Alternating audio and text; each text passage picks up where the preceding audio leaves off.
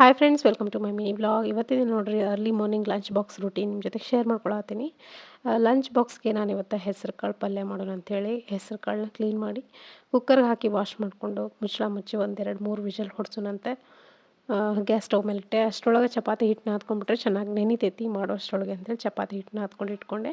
ಆಮೇಲೆ ಟಿಫಿನ್ಗೂ ಮತ್ತು ಪಲ್ಯಕ್ಕೂ ಎರಡಕ್ಕೂ ತರಕಾರಿ ಕಟ್ ಮಾಡಿ ಇಟ್ಕೊಂಡೆ. ಆಮೇಲೆ ಒಂದು ಹೀರೆಕಾಯಿ ಇತ್ತು, ಒಂದು ಹೀರೆಕಾಯಿನ ಮತ್ತು ಇನ್ನೇನು ಫ್ರಿಜ್ ಒಳಗೆ ಇಡೋದು ಅಂತೇಳಿ ಹೆಸರುಕಾಳು ಪಲ್ಯಕ್ಕೆ ಹಾಕಿ ಮಾಡಿರೋದಂತ ಕಟ್ ಮಾಡಿಟ್ಟೆ. ಹಾಗೆ ಇಲ್ಲಿ ಒಗ್ಗರಣೆಗೆ ನಲ್ಲೇ ಒಂದು ಕಡಾಯಿ ಬಿಸಿಟ್ಕೊಂಡು 2 ಸ್ಪೂನ್ ಎಣ್ಣೆ ಹಾಕ್ಕೊಂಡು ಕಡಲೆಬೇಳೆ, ಉದ್ದಿನಬೇಳೆ, ಶೇಂಗಾ ಬೀಜ, ಆಮೇಲೆ ಸಾಸಿವೆ, ಜೀರಿಗೆ, ಕರಿಬೇವು, ಹಸಿಮೆಣಸಿನ್ಕಾಯಿ ಮತ್ತು ಈರುಳ್ಳಿ ಎಲ್ಲ ಹಾಕ್ಕೊಂಡು ಒಗ್ಗರಣೆ ಮಾಡಿಕೊಂಡೆ. ನಾನಿವತ್ತು ಟಿಫಿನ್ಗೆ ಶಾವಿಗೆ ಬಾತ್ ಮಾಡತ್ತೀನಿ, ಅದಕ್ಕಾಗಿ ಈ ಒಗ್ಗರಣೆ ಮಾಡ್ಕೊಳತ್ತೀನಿ.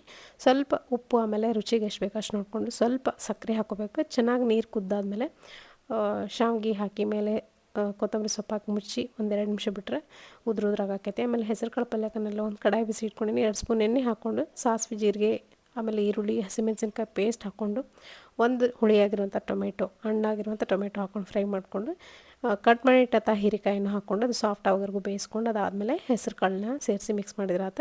ಇಲ್ಲೇ ನಮ್ಮ ಶಾವಿಗೆ ಬಾತ್ ರೆಡಿಯಾಗಿತ್ತು ಉದ್ರಾಗೆ. ಇವಾಗ ನೋಡಿರಿ ಹೀರೆಕಾಯಿನೂ ಬೆಂದಿತ್ತು, ಹೆಸರು ಕಾಳು ಸೇರಿಸಿ ಹುಚ್ಚಳ ಪೌಡ್ರಿ ಹಾಕಿ ಮಿಕ್ಸ್ ಮಾಡಿದರೆ ಟೇಸ್ಟಿಯಾಗಿರುವಂಥ ಹೆಸರು ಕಾಳು ಪಲ್ಯನೂ ರೆಡಿ ಆಯ್ತು. ಇವಾಗ ಲಂಚ್ ಬಾಕ್ಸ್ ಕಟ್ಟು ಬಾರಿ.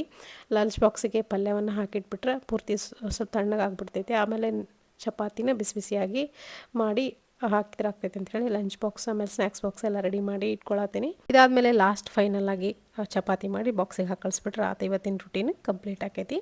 ಸೊ ಇವತ್ತಿನ ಬ್ಲಾಗ್ ಇಷ್ಟ ಆದ್ರೆ ಲೈಕ್ ಮಾಡಿರಿ.